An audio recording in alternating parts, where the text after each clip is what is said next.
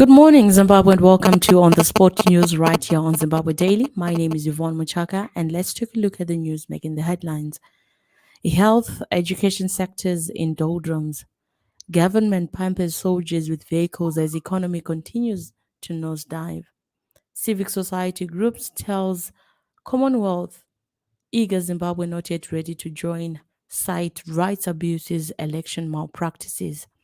ZESA increases power cuts due to fault at thermal station. Currency crisis hits company operations. Top CIO operative Bell ruling deferred. Masaraure murder charge triggers uproar. And in sports, Knowledge Musona gets huge recognition in Saudi Arabia. And now for the news in great detail.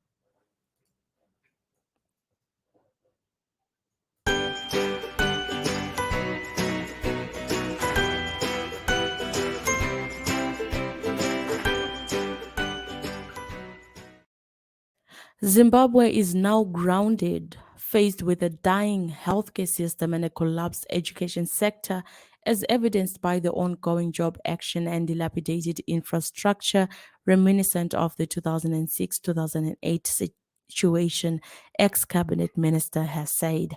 The rot in the health delivery system and the education sector came out in the open this week following crippling protests by doctors and nurses who have since been joined by teachers, bringing to a halt the last vestiges of public service delivery. A senior medical doctor and former health and childcare minister, Dr. Henry Madzorera, said the healthcare system in Zimbabwe is dead and now resembling the catastrophic 2006 2008 era. However, teachers said they will only report for work 3 days per week due to incapacitation and government's failure to attend to their salary grievances.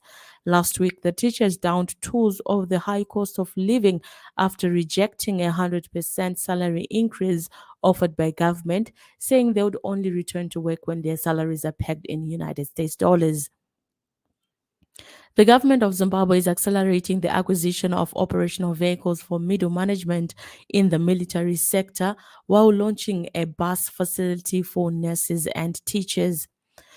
As part of the measures to stabilize the economy, Minister Ncube and Permanent Secretary George Kuvamatanga announced that the multi-currency system will be legislated into law and the USD will be legal tender in Zimbabwe for the duration of the National Development Strategy 1 period.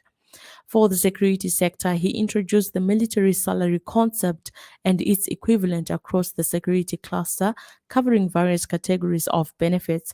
Ncube further stated that the government was instituting immediate measures to increase access to institutional housing and transportation for serving members of the security services.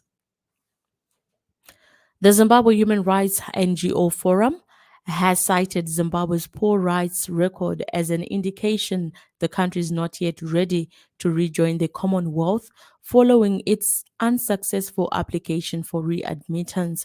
In a statement addressed to the Commonwealth, whose heads of state meeting ended in Rwanda on Saturday, the Zimbabwe Human Rights NGO Forum said it was doubtful Zimbabwe met the organization's conditions of admittance. Zimbabwe reapplied to join the Union of Former British Colonies and a few other countries on May 15, 2018, some 15 years after late President Robert Mugabe withdrew its membership after a falling out with the Western superpower. Zimbabwe's state-owned electricity transmission company ZETDC has ramped up blackouts from Tuesday because of a technical fault at Hwange Thermal Power Station. Power cuts will be increased until July 1, the Zimbabwe Electricity Transmission and Distribution Company said in an emailed statement. The Hwange Thermal Power Station is the country's biggest power plant with an installed capacity of 920 megawatts, but suffers frequent breakdowns because of aging equipment. It is undergoing an expansion to add 600 megawatts through though Zimbabwe has an installed capacity of 2,100 megawatts, it generates an average of 1,200 megawatts and meets shortfalls through imports.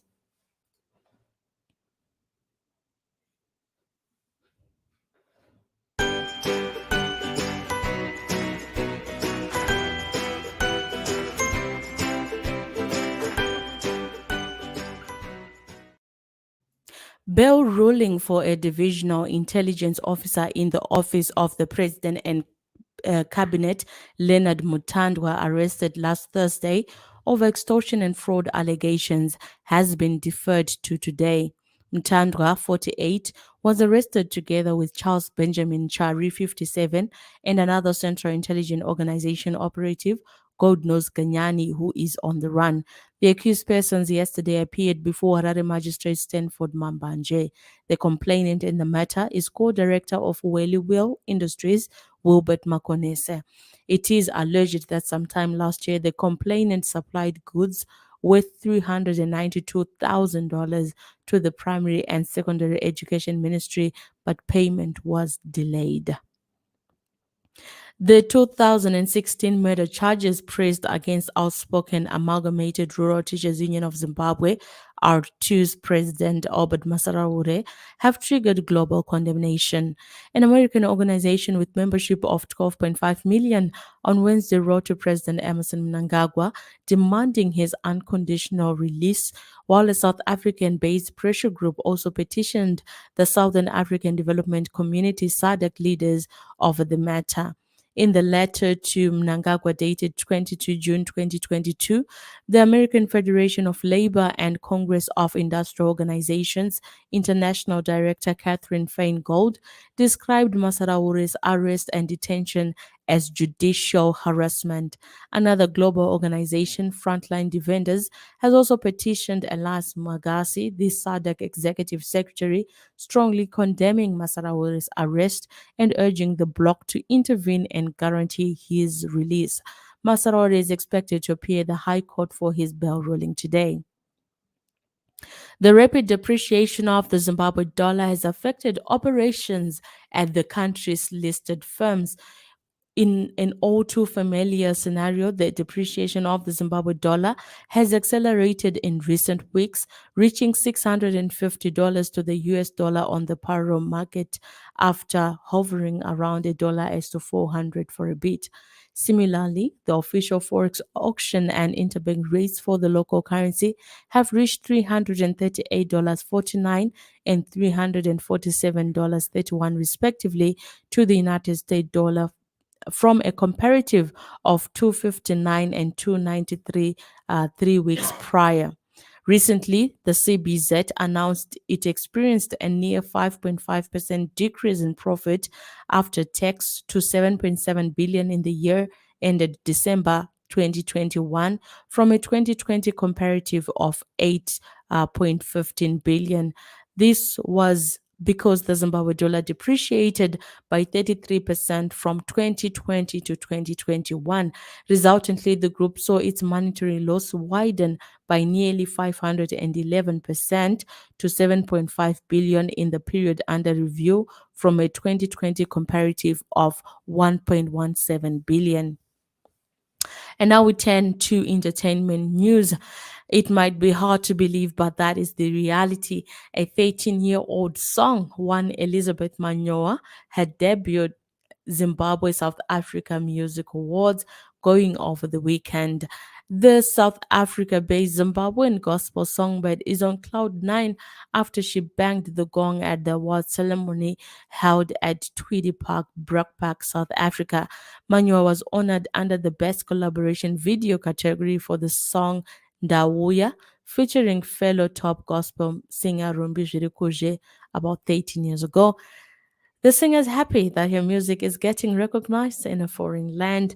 And finally, in sports, our Thais Zimbabwean forward Knowledge Musona has received huge recognition in the Saudi Pro League following the end of the 2021-22 season.